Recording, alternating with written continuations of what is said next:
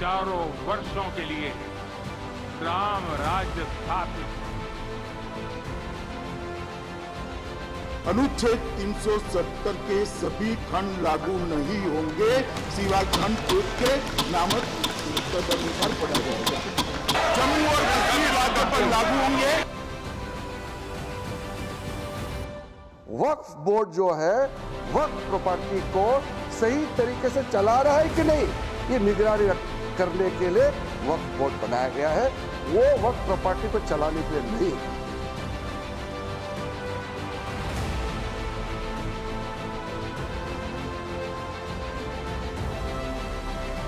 BJP का संकल्प राम राज्य ही विकल्प, राम नवमी पर प्राण, राम राज्य के लिए कणका, राम राज्य करीबे को आते। प्रधानमंत्री मोदी जी के नेतृत्व में आज जब हम इस देश पर शासन आदरणीय प्रधानमंत्री जी के नेतृत्व में चल रहा है, तो हम उसी कल्पना को, राम राज्य की कल्पना को साकार करने के लिए लगे हैं और उसको हम आगे बढ़ा रहे हैं। सभी जातियों के लोग, सभी धर्मों के लोग, सभी वर्गों के लोग, जो गरीब है उसकी चिंता की गई है, तो प्रधानमंत्री मोदी जी ने ये राम राज्य की कल्पना को साकार किया। ये राम राज्य की कल्पना को साकार करने का प्रधानमंत्री नरेंद्र मोदी जो चाहते हैं, जो सोचते हैं, जो ठान लेते हैं, फिर वो उसे पूरा करके ही दम लेते हैं। फिर राह में कितनी ही परेशानियां क्यों ना आ जाए, रोड़े ही क्यों ना पड़े।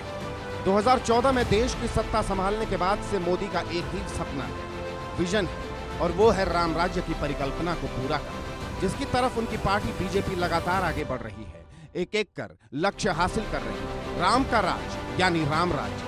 राम राज्य वही है जिसमें हर व्यक्ति नर नारी अहंकार, दम, छल और कपट से मुक्त दूर हो, किसान, गरीब, दलित, अल्पसंख्यक खुशहाल हो। प्रधानमंत्री मोदी लगातार इसे पूरा करने की कोशिश में लगे हैं और इसकी शुरुआत भी हो चुकी है। बीजेपी के शासन में सबका साथ, सबका विकास हो रहा है, किसानों को उनका हक मिल रहा है, गरीबों, दलितों का उत्थान हो रहा है, महिलाओं के सशक्तिकरण पर जोर दिया जा रहा है। हमारा शरीर परोपकार के लिए ही है, सेवा के लिए ही है, और जब ये सेवा संस्कारों में आ जाती है तो सेवा ही साधना बन जाती है। यही साधना तो हर एक स्वयंसेवक के जीवन की प्राणवायु होती है। ये सेवा संस्कार, ये साधना, ये प्राणवायु पीढ़ी दर पीढ़ी हर स्वयंसेवक को तप तपस्या के लिए प्रेरित कर रही है। ये सेवा साधना हर स्वयंसेवक को निरंतर गतिमान रखती है, उसे कभी थकने नहीं देती, कभी रुकने नहीं देती। पूज्य गुरुजी अक्सर कहा करते थे, जीवन की अवधि का नहीं, उसके उपयोगिता का महत्व होता है।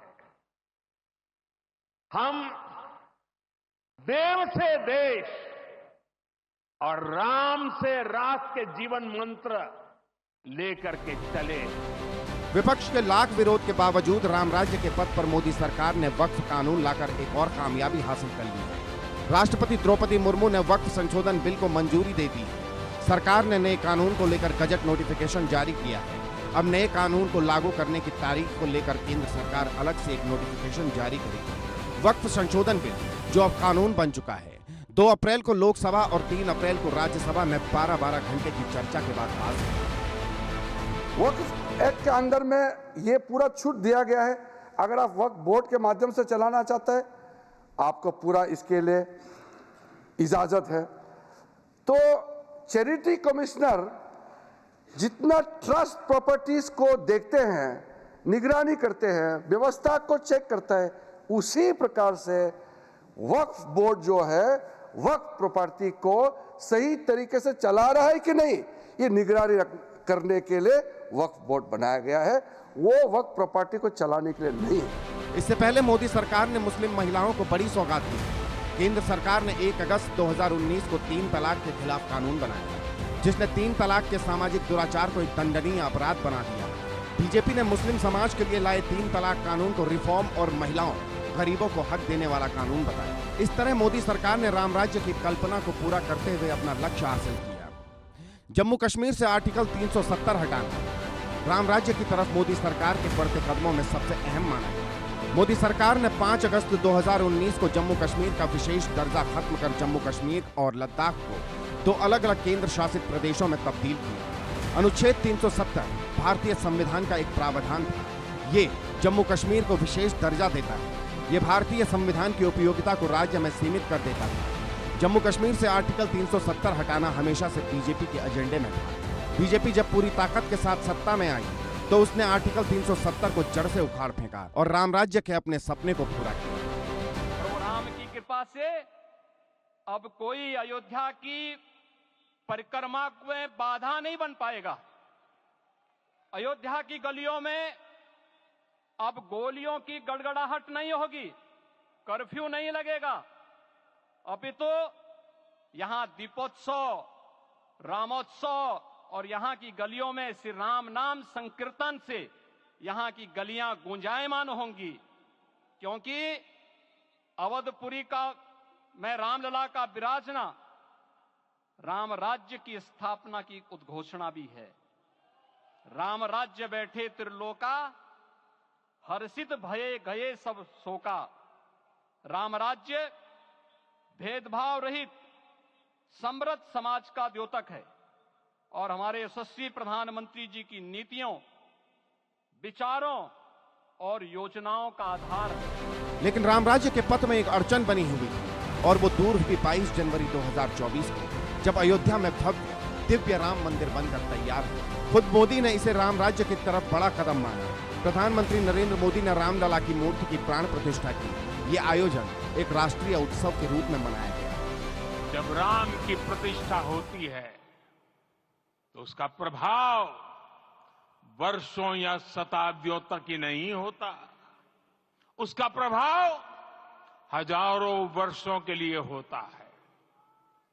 महर्षि वाल्मीकि ने कहा है, राज्यम 10 सहस्त्राणि प्राप्य वर्षाणि राघव, अर्थात राम 10,000 वर्षों के लिए राज्य पर प्रतिष्ठित हुए, यानी हजारों वर्षों के लिए राम राज्य स्थापित। हालांकि विपक्ष मोदी सरकार के राम राज्य के सपने को हमेशा जुमला बताता आया है। विपक्ष मोदी सरकार पर हिंदू मुसलमान की राजनीति का आरोप लगाता रहा है। जम्मू कश्मीर से आर्टिकल 370 हटाना, 3 तलाक कानून, वक्फ कानून को विपक्ष मुसलमान विरोधी बताता है और अब तो विपक्ष कह रहा है मोदी सरकार की नजर अब ईसाइयों की जमीन पर है।